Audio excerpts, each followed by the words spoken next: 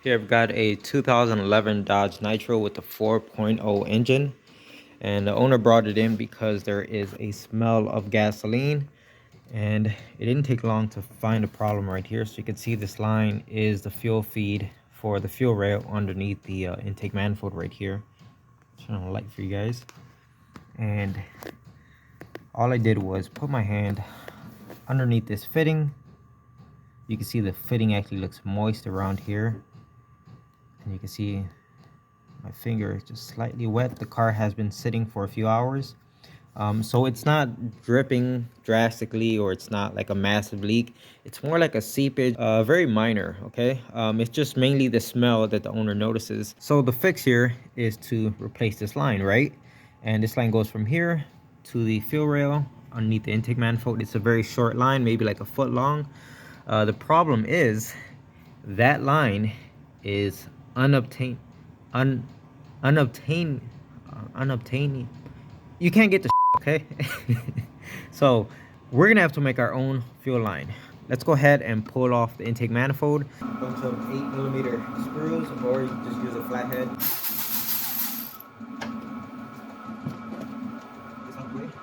Check the air filter while we're in here.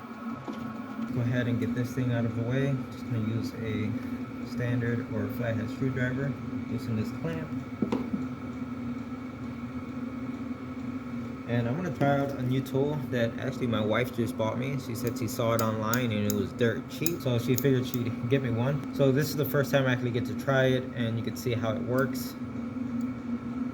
The purpose of this tool is to separate hoses. Let's see if it'll work in this situation. Get out of here.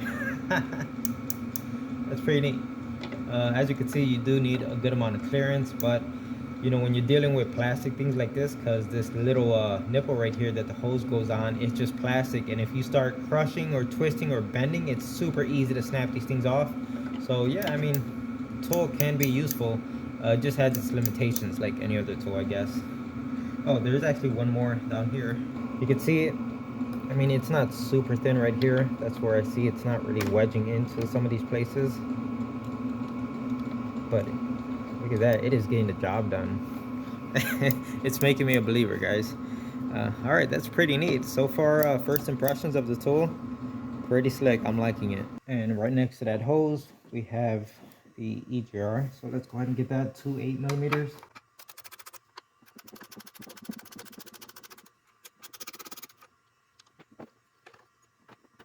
All right, as you can see, this plate is now loose, and this pipe isn't going to completely pull out, but you can see it does pull back just a little bit, and there is some sort of a gasket right here, so you have to be aware of that. But we have another hose back here, so let's grab our tool again and see if we can separate that hose. This one's being a little bit more stubborn. The main issue here is the opening on the tool isn't big enough for a hose of this size. So we could try the classic twist first. And I did see a twist. There it goes, it's moving.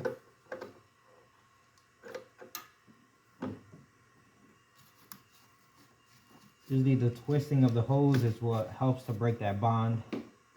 So it looks like everything on this side is disconnected. On the left side of the engine here, there's going to be two 13mm nuts. There's one right there, and there's another one right back here. I don't know if you guys can see it, but we're going to go ahead and remove those.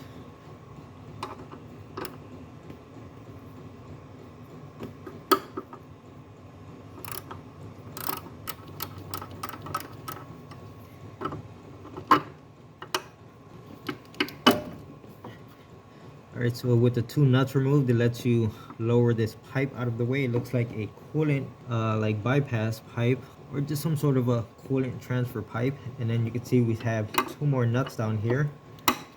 Again, 13mm. So this one's coming off with the entire stud. I don't know if that's normal. Maybe it is, maybe, yeah, I think it is. Okay, so these aren't going to be nuts. You're going to remove the entire stud with this. Now there's going to be a few 10 millimeters on top of the intake manifold that we got to remove, but there's some good amount of debris up here, you know, like leaves and dirt. We're just going to go ahead and blow that out first. Let's start getting these 10 mils out of here. Oh, that one's very loose. And that one's tight. Well, not too tight, just tighter than the first one.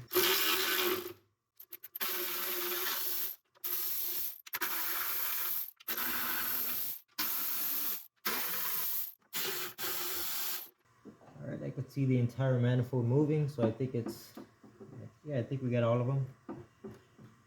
Now these don't appear to actually come out. They are captured inside the manifold. But you want to make sure each and every one is loose. Sometimes the bolts get caught up. So a trick you could do is actually pull up on the bolts and kind of unthread it.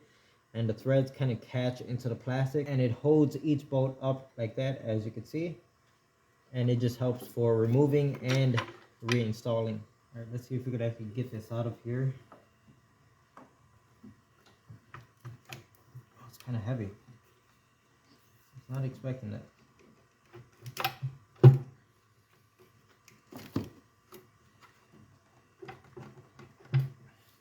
Remember, the EGR over here is still inside the manifold, so that's kind of binding and holding up.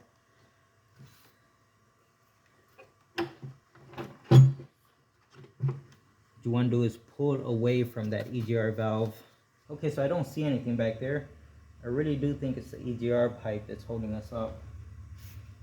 The problem here is everything is plastic. You really got to be careful what you're leaning on, because you come in here to do one job and you end up breaking something else. So you want to try to avoid that. Try not to lean on these plastic components.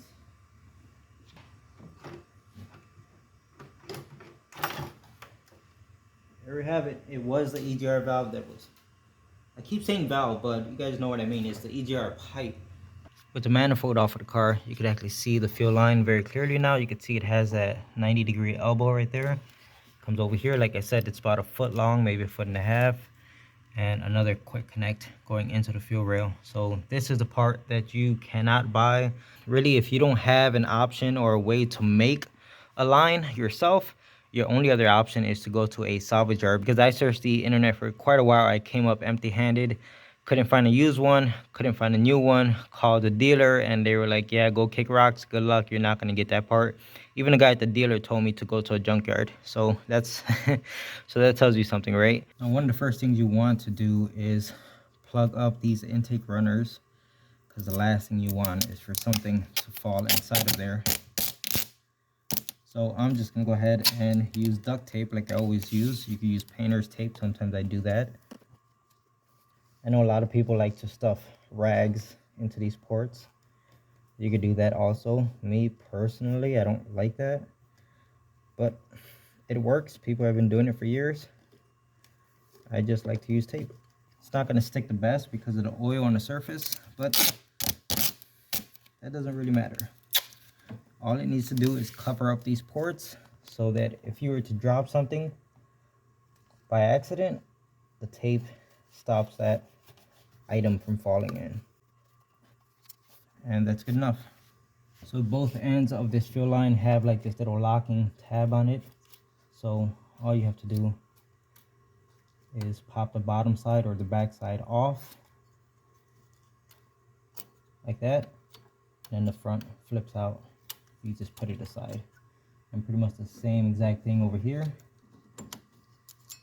All right, there goes that one. So in order to remove that fuel line, you need specialty tools, of course. So I have this Astro set. I've had it for a few years. And there it goes right there. Master disconnect kit from Astro 78930. Check my Amazon link in the description. I have a link to all my tools. So I grabbed this tool. It's out of a different set that I have. You can see it has some wear and tear on it because it's the one I mainly grab. But it's nice to have a master set like this. So I'm going to try this one first. It's a 5/16, which is equivalent to this one right here. And I'll let you know if the 5/16 is what fits this car. All right, so you grab this tool and you can see how it opens up like that. We'll go ahead and put it on a line, and we're going to push this end into the fuel line or the fuel hose.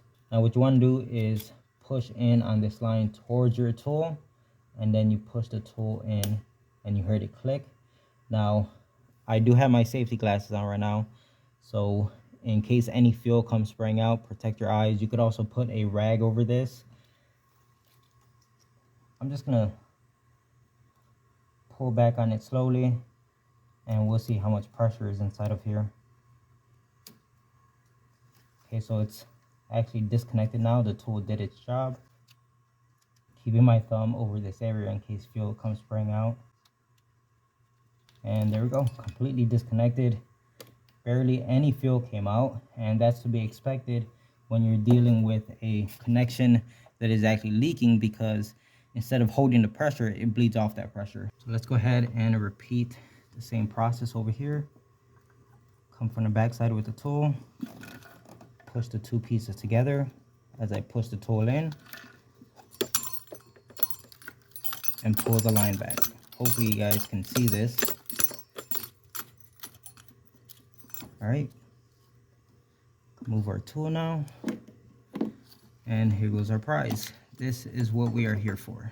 So this is the side that was leaking. I'm gonna go ahead and dry this off.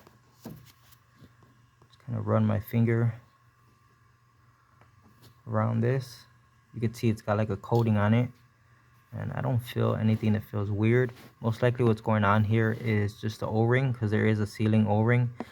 It has failed. So this is the side that was leaking, and you see that yellow thing inside of there? That is an O-ring. And all it takes is that thing not sealing to create your leak. And this is a kit I'm going to be using to make our custom fuel lines made by Dorman, the only thing good from Dorman. So this kit is the 800-300, and it pretty much has everything you need to make the custom line. I'm going to be using 2 of these 90-degree elbows, and I already test fit them, make sure they do fit. So they are 5/16. They're going to be this one right here. And the reason why I'm using 2 90-degree elbows is because if we look at the original one, that's pretty much what's going on here. That's a 90, and that's also a 90. For anyone who's wondering about these locks or these retainer clips that came on the original line, they are not going to get reused. They are only for this type of line. Over here on the nylon line, we are just going to be utilizing the plastic locks that come with this, and they lock into place and they prevent the line from blowing off. These work just fine. Here's the line I made, and as you can see, I put the little crimp clamps right on the end just for extra security. It's about the same length. I know it looks a little bit shorter, but let me show you what's going on. So this convoluted tubing was over the original line. I went ahead and removed it because I'm going to install it on the new line. You could even grab a piece of like a fuel hose if you wanted to and slice it and put it over this, or slide it over before you make your connection. Either way, basically you just want something as an extra layer of protection for the new line. Let me show you what's going on here. Now, every time you're test fitting or even just installing these things, don't put them on dry. So I like to use some silicone lubricant, as you can see. And it just helps those new O-rings to not get damaged when you're installing them. You can even spray a little bit inside of here. So I'm going to pop in this side first. Nice and gentle. Don't force it. Just kind of give it a little twist. And it goes home. Okay. Now you're probably looking at the other one like, whoa, look at the angle that this one is facing. That's way off. Like, why'd you make the line like that? Well, here's the thing. The 90-degree elbows on these plastic fittings are way shorter than the 90-degree on the factory fittings. So what I found was that if you put the 90 in here, it sends a line straight out, almost facing right at the ignition coil, and that's not good. And then I tried a straight fitting, but then it would have too hard of a bend right here trying to get the line to go onto that straight fitting. The ideal fitting here would be a 45, and unfortunately the kit I have does not come with 45s, nor do I have any in stock, but you can order them. So that's on my list. I want to make sure to order some 45s for the future, you know, just in case you never know when you need them. Right now would have been ideal. But here's the thing. So I got this thing facing in the what looks to be like a wrong direction, but really it's not. So if I go ahead and attach this line, I'm going to show you what everything looks like. So we're going to gently twist it over and gently Push it home, twist, give little turns, just so we don't mess up our O-rings. All right, and look what I have here. Okay, so you can see now the line comes off of here. It has this curve in it, so it goes around the dipstick too. Before, it was actually making contact, so you don't want that. You don't want this line touching anything. And since I got the line coming up and at an angle, you can see it's clearing the ignition coil as well. And don't worry, this little bit of height we're getting is not a concern, because I checked the intake manifold and that thing comes like way up here. We got plenty of clearance. So it's not ideal. I would have liked to have a 45-degree fitting and it would have been perfect. We could have kept the line nice and low and loop around over here, but I have to work with what I have. And I think this is gonna work right here. In the future, if someone ever has to remove this ignition coil, I don't think it'll be a big deal. You can see I could get the connector off of it just fine, and I should be able to get this coil out of here just fine. So I think this setup is gonna work. It looks real good to me. So let me go ahead and put it on for good. So here's the line fully installed. And you got to make sure the locking tabs really click in. So that's how I went in without an issue. This side really put up a fight. I had to mess with it for a while to get these two locking tabs to fully engage. And you really got to make sure they engage, because the last thing you need is to be going down the road and this thing pops off. You'll have fuel going everywhere. Yeah, it won't be great. So that took a while, but it finally went on. And the reason why it took a while is because you can see this line has like a coating on it, and that's interfering with this thing seating properly. So that took a while, but I did end up getting both of the tabs to lock into place. And as you can see, the line looks really good. So I was looking for a relay for the fuel pump, but I can't seem to find one. I found a fuse, but not a relay. So before I go ahead and just slap the intake manifold back on, I want to get fuel pumping into the fuel rail. So I think if we cycle the key, it should turn on the fuel pump. Let's go ahead and try that. All right, I'm gonna put the key in and try to listen for the fuel pump.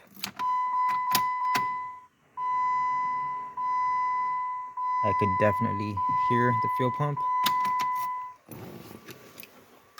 I want to cycle it more than once, but let's just go up here and double check. Make sure so far there isn't any fuel coming out.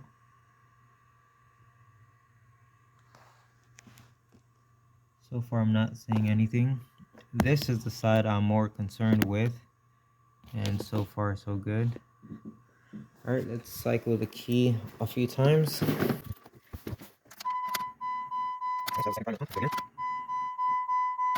In case anyone is wondering, this thing has 215,000 miles on it. All right, so I think that's about 4 cycles of the fuel pump. So there is definitely fuel pressure up here. Now let's go ahead and have a really good look. So far on this side, not a single drip. Everything looks dry. Even if you look underneath it, nothing is wet.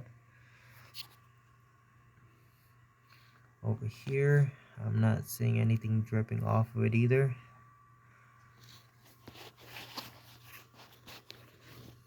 Get you guys a better look at this.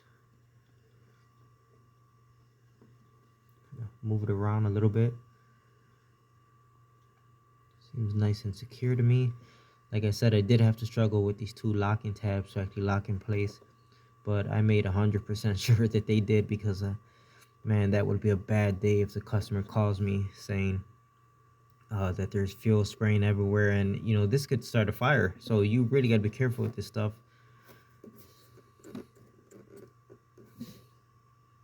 Finger is nice and dry, even from touching under it. See, okay. All right, guys, it looks good. This looks like a repair. Let me go ahead and call it quits for tonight, because it's about midnight right now, guys, and I'm just tired, you know what I mean?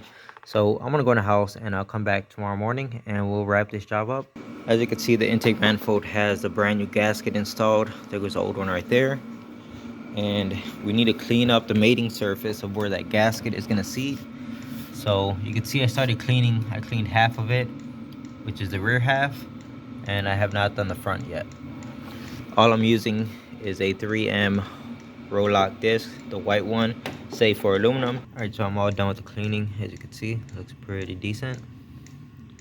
New gasket is gonna seal, no issues at all. So time to put the manifold on. Hopefully you guys can see what I was talking about last time, how I threaded out each of the bolts and it bites into the plastic. And you see how even though you turn the manifold upright, all of the bolts stay standing up, and that's really gonna help you with installing the sink.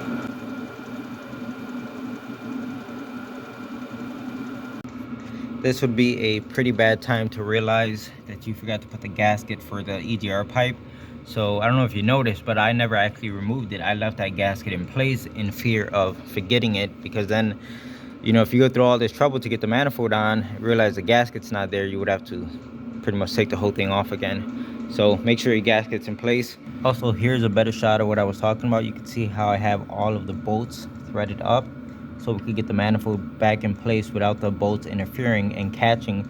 But that one back there, you see, you can't really raise it up because it's gonna hit up here. So all I simply did was, well, let me remove my magnet. First of all, you can see how low it is sit, and that would interfere with this manifold going on. So grab a magnet, lift up on the bolt, and just kind of set your magnet like this.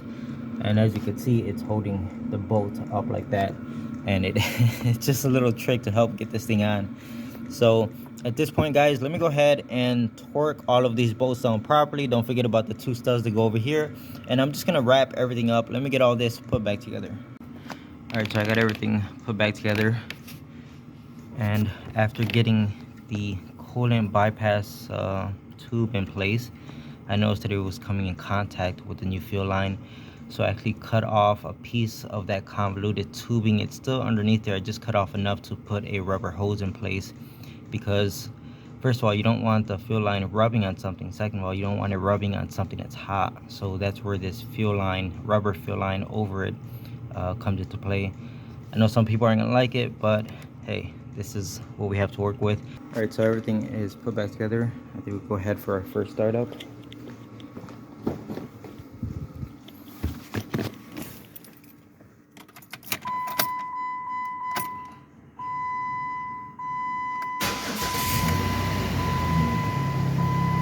Start it right up. Let's go check for leaks, which we shouldn't.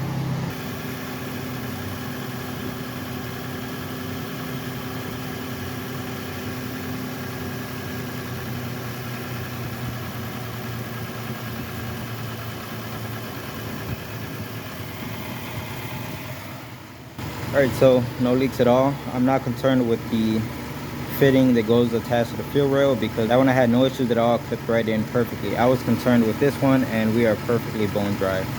So that's gonna be it. It's idling nice and smooth. I'm gonna go ahead and clear the check engine light because of the stuff I had unplugged while cycling the key. And that's gonna be it. It's already running nice and smooth. All right, so I'm out test driving this Dodge Nitro, and I mean, it drives normal, drives fine, no issues at all. I've been keeping a really close eye on our new fuel line, and again, not a single drip of fuel coming out. And more importantly, I wouldn't say it's more important, but equally as important, I don't smell gasoline. Before, when the owner dropped his car off, as soon as he parked it and you got within a few feet of this car, you could just smell gasoline, and that's all gone now. So that's gonna be a repair. Now, hindsight, if I would have done things differently, I wish I would have had a 45-degree fitting, and I would have used that. It would have made for a more direct line. So that's something I have to order, you know, just to keep in stock for the future. And secondly, instead of using the convoluted tubing, next time I would just slide a piece of rubber hose over the line before I you know, finish the line and crimp everything together. That way the nylon fuel line is trapped inside of a rubber hose at all times, and you don't have to slice a hose to put it over or anything. It's just always inside and always protected. I hope that makes sense. So I mean, the way I did it now, it'll be just fine, trust me. But that's just how I would do things, a little bit different if I had to do this thing over again. So that's gonna be it for this one, guys. I hope you enjoyed the video, and like always, thanks for watching.